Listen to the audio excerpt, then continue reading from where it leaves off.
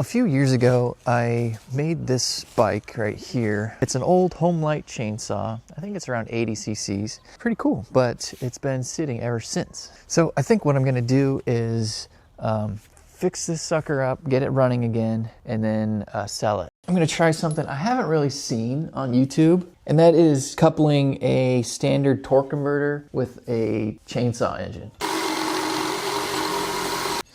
Pretty cool.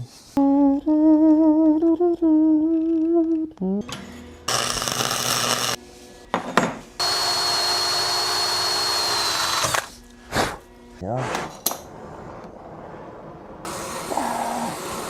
Okay.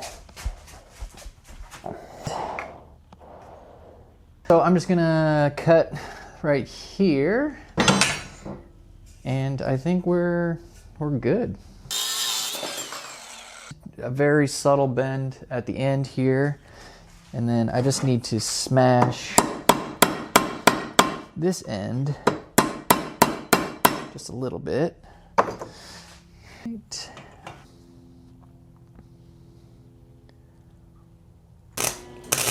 Guys, I think we are good. Check this out. Seems to line up pretty good, and I don't hear any crunching of a chain. So I'm just gonna clean this up. There's a lot of welding I gotta do. So I'm just gonna do that off camera. Next thing you'll see, hopefully this thing is looking better. Okay, well, made this new mount out of steel. Definitely robust as hell. So that's not going anywhere. And she's lined up pretty darn good. So I think we're good to go. So this was actually a pretty cool mechanism when it worked. It was just a manual clutch to tighten a belt. You can check out the original video of this bike somewhere on the channel if you want. But yeah, in the meantime, it's gotta go.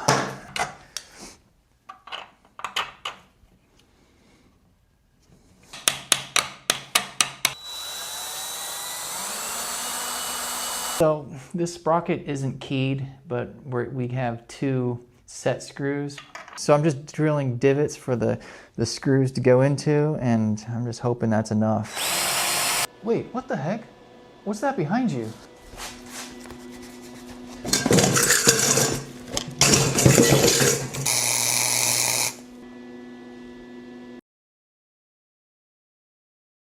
Alrighty, so I got the front sprocket all nice and bolted on there.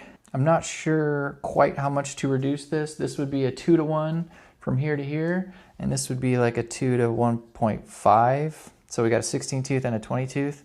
I think I'm just gonna start out, shoot, what should I start out with? I'm just gonna do 2-to-1 for now. And if that doesn't work out, then we'll switch it to this guy. By the way, I'm using number 35 chain.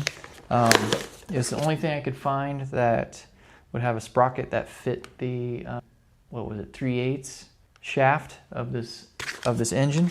I got roughly 14 miles of chain. Jeez Louise.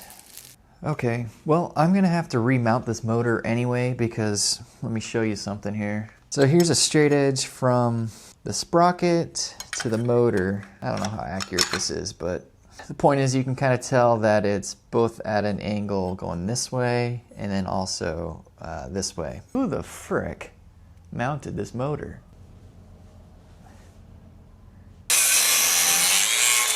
It's so funny how light this engine is. And I think it's up to, I think it's 4 horsepower.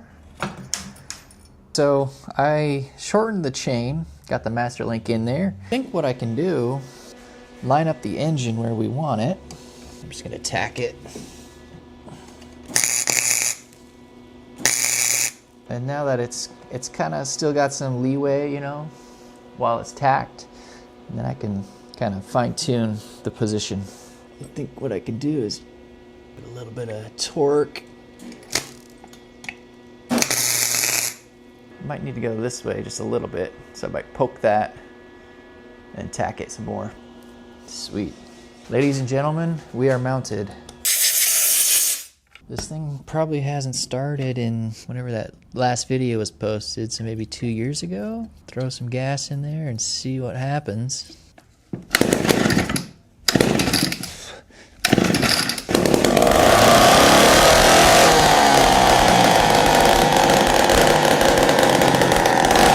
I was kind of worried about that not starting, but They just don't make them like they used to, huh?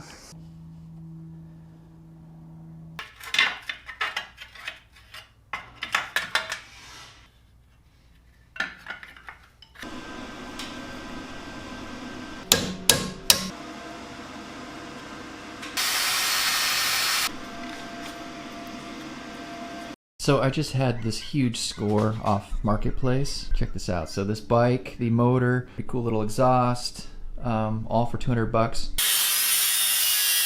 So I think this will work good on the bike. Whether you're actually getting the benefits of the chamber itself, I'm not really sure, but I mean, I don't see why not. It just won't be, I don't know, we're gonna throw it on there and see what happens. Okay, so I got our little expansion chamber, and what I think I wanna do is mount it like right here. And I had some old handlebars that I cut in half. And I think I'll just I'll do something like this. And then connect it to the original one.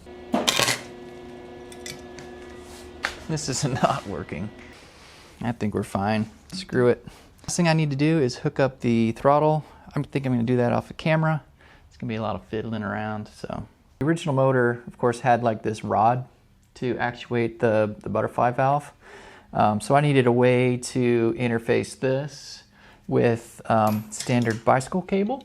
I figured I can use a spent tip from my welder. I just drilled out the tip a little bit, and then I use this sucker to crimp it. And this is something I already had. You could probably use pliers, but yeah, it's on there nice and sturdy, and it's pretty low profile.